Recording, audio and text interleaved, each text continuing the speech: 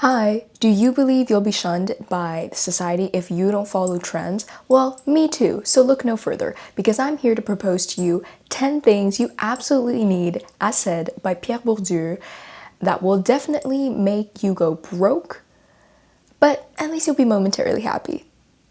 I'm kidding. Well, half kidding. Like all of you reading, I have probably fallen into the consumerism trap one too many times. I too chase trends, I too want to own luxury bags, and I too want to be perceived by society as someone who's well off and rich. But unfortunately, I'm unemployed. So I need to be much more mindful when it comes to spending because I don't have a lot of money to spend. Carefully questioning all my purchases has been a bit tiring, but it has helped me realize that sometimes some people are spending for the entirely wrong reasons. Hi everyone, my name is Alexia. Welcome to Dump the Dumpster podcast, where I dump the dumpster by exploring psychological or physical topics and themes relating to me or current events. And today's drink of choice is chai latte in this adorable cup. Guys, look at it. It's so cute, and there's a little rat here. I think it's not a rat. I think it's like a harvest mouse, or I don't know what to call them. It smells good, but I won't lie to you. It wasn't one of those like little like pods because I don't know how to make chai. So I had to buy a pod and it kind of smells like egg. Well, no, it smells really good, but it kind of tastes like eggs. So I'm a little sad. I'm a little sad because it did cost me $1.29, which is not a lot, but you know, I guess this is what I get for wanting to save, but you know, like this chai kind of sucks.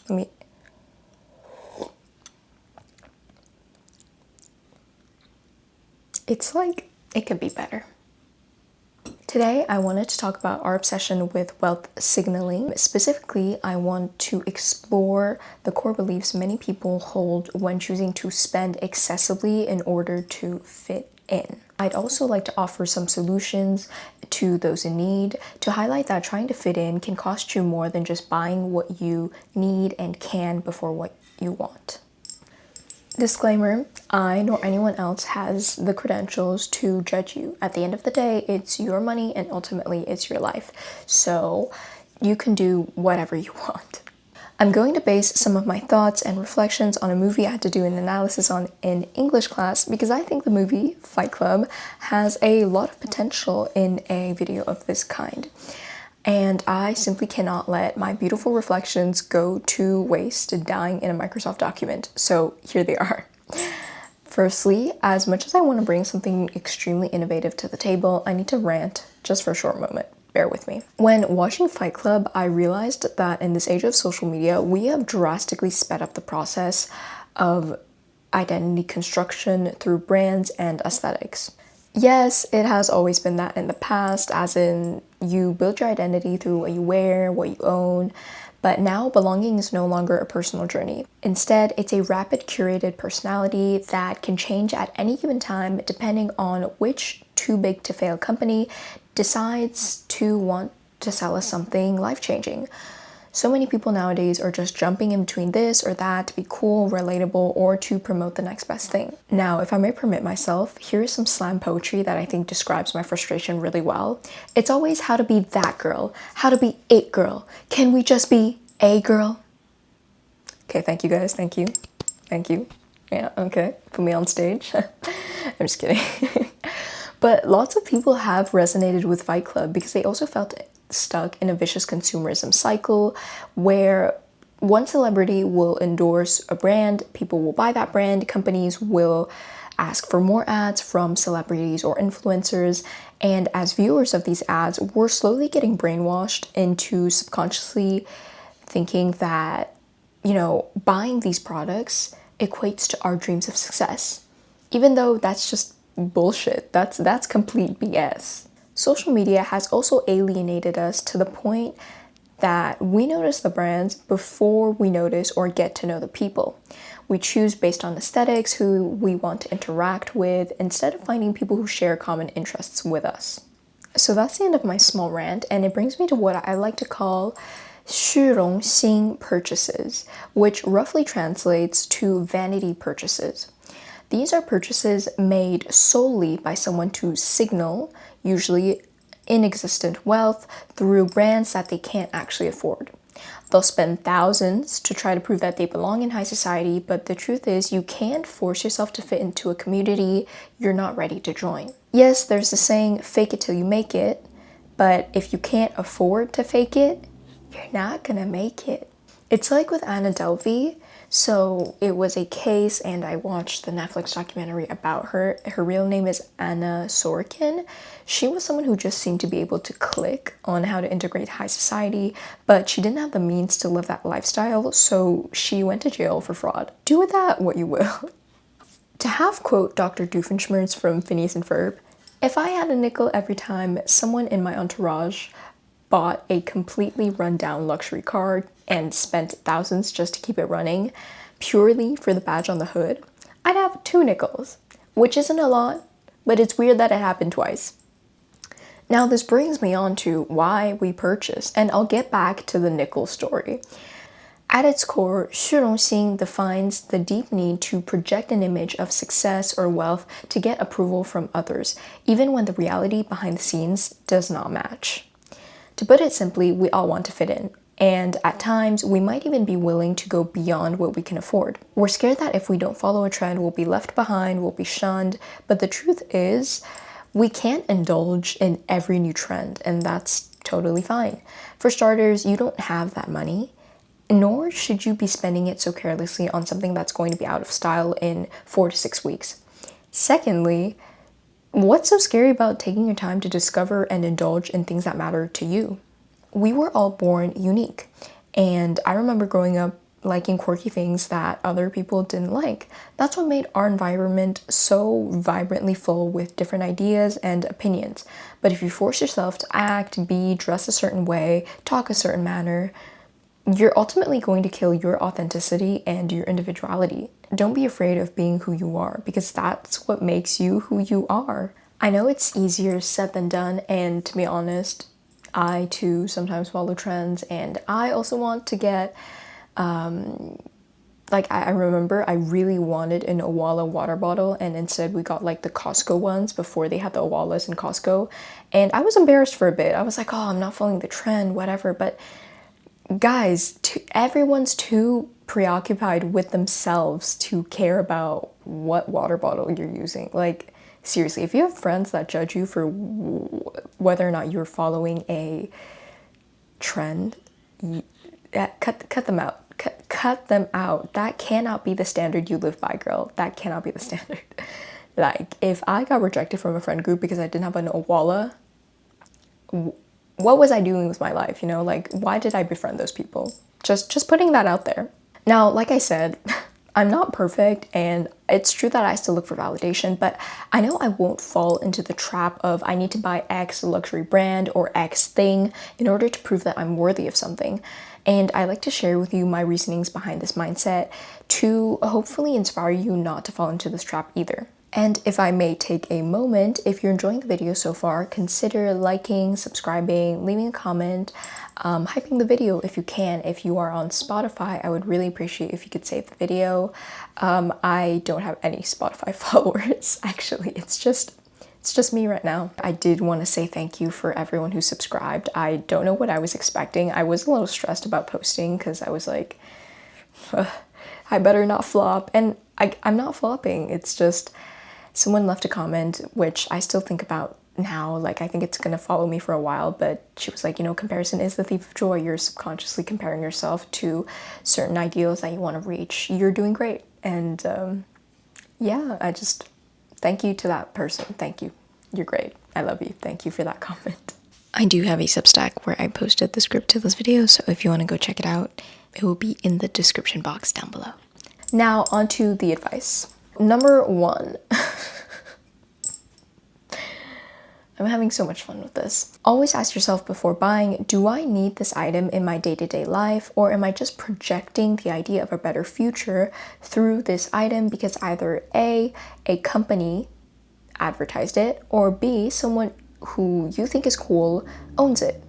If it's any of the latter, don't buy it. Your life, your dream life, is not going to manifest itself through a logo. Like, I didn't get better grades when I got an Owala, okay? And that Owala was gifted, by the way. I love people who give me things. I love gifts. Number 2, buy what you can afford before buying what you wish you had. And I think this is probably the most important tip I have, because you need to take care of your needs and wait until you can afford to make that wish list purchase. Because if you can't afford to make it, then it's probably not meant for you just yet. So we're going back to the nickel story. I knew a couple who chose to buy a rundown Maserati car even though they couldn't afford it. So for context, the guy works 2 jobs and the girl is unemployed. And they rented out their old apartment to live in a cheaper place just to get more money. It was a vanity purchase. Like, that is the definition of a vanity purchase, because they wanted people to see the brand, the Maserati, like Trident, and think that they were well off. But behind the scenes, they ended up paying thousands more for gas, for repairs, and I think they even needed like a specific type of tire. So the logo on the hood didn't help them achieve their like a more high-class life, their dream life, I suppose. And instead, they ended up losing a ton of money and selling the car for way less than they paid for. They bought something way beyond their purchasing power that was in complete dissonance with their current lifestyle, and surprise, surprise, it did way more harm than good. Number 3 is working with what you already have is not embarrassing. So a few days ago, I was debating on getting a Garmin watch because I'm an amateur runner and I used to go running a lot with my after school run club, and I was thinking of getting back into running, but I thought my old Apple Watch was, getting a bit old. And whilst I did run a lot back then, it's no longer the case, and the truth is I don't need a Garmin. I don't need one. I can run perfectly fine with my old watch, and that watch can still give me all the workout specs and stuff I need. And to be honest, I don't even really like wearing watches, so I genuinely didn't need it. And the moment I made that decision, guys, let me tell you, I felt $300 richer. Already. What a great way to earn money. I'm kidding. Number 4, no luxury brand will replace your personality or who you are as a person. You bring way more to the table than your designer bag, belt, shoes, etc., whatever. Whether it's your humor, your laugh, your presence, you're not the luxury brands you wear. As Durden says in Fight Club, you are not your fucking khakis. This goes both ways, if someone is a rotten person with terrible values, no amount of Birkins, Dior's, Chanel's, Louis Vuitton bags is going to make them a better person. In my old high school, we used to have uniforms, which I was really grateful for, since I ended up picking all my friends not based on what they wore, but who they were as people. And this led me to meet some very genuine, kind-hearted people that I still love very, very deeply. So number 5 and 6 are more money management related. 5 is basically, before making a purchase, use a should I buy it diagram. I'm gonna put up on the screen in a few seconds a diagram that I found on Reddit. And the original person who posted it, OP, it sounds weird saying it out loud. I don't know what OP stands for. I should really search it up. But they archived the post, so I can't see who posted it originally, but I think it is, bless their soul. This is an amazing, incredible diagram. You can find these anywhere on the internet, and they basically highlight a thought process you should have before making a decision, a final decision on whether or not your purchase is worth it in the long term. On the same wavelength of ideas is the sleep on it before you make the purchase, where you just sleep on the decision for a few days. Usually they're like, the rule of thumb is 3 days, and once the initial excitement passes, your decisions are usually made with much more clarity. 6 is to calculate the long-term value / cost per use. If you're not sure about the item you're about to purchase, think about how often you're going to use it. I got a compact brush when I first started school, and I think it was $10, which is not expensive per se because it was a well-known brand that made very good quality brushes, but it definitely wasn't cheap either. However, I have used it so much that to me, looking back, it was a very worth it purchase. The point of buying for me is to use it. I'm not going to sanctify it. And you best believe that if one day I get to own an Hermes Birkin, I'm going to use the hell out of that until like its cost per use becomes less than like a cent. Like I'm going to use it. So in conclusion to this, I think short episode, I don't know how long it is right now, probably like less than 15 minutes, which great, because I don't want to like drag on too long for certain things. Go watch Fight Club. I think it's a great movie to analyze from any angle, to think about. It's possible you won't like understand too much about Fight Club when you first watch it. That's fine. Give it some time, ruminate on it. It ends up being a pretty interesting movie, like the more you think about it. And remember, you are not your fucking khakis. You are not the money you have in the bank. You are not your job. You are your own person, and you should not follow the consumerism trends. Because one, if you don't have the money, don't do it. And two, easier said than done. You are your own person. Go on your own personal discovery journey, okay? Don't change every 2 weeks because some influencer said it was good. And this kind of applies to this video too. It's not because I'm telling you like don't do this or don't do that that you just like start living like Diogenes, okay? Like do what you will, do what you need to do, what you want to do. I'm just telling you, if you can't afford to buy it, don't do it.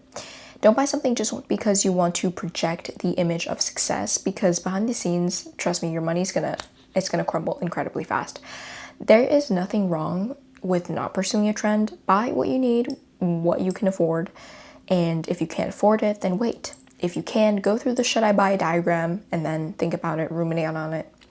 You're gonna be okay even if you don't have that Owala water bottle, trust me. If you liked my content, go check out my other video and consider subscribing, because I'm going to be making more of these videos. I'm not perfect. Follow along to not be perfect with me. We can figure things out together. Thank you guys for supporting me. I hope to see you guys for another episode on Dump the Dumpster. Like, subscribe, smash that hype button. I said everything before I said the smash, sorry. Yeah, I wish you the best. Ciao!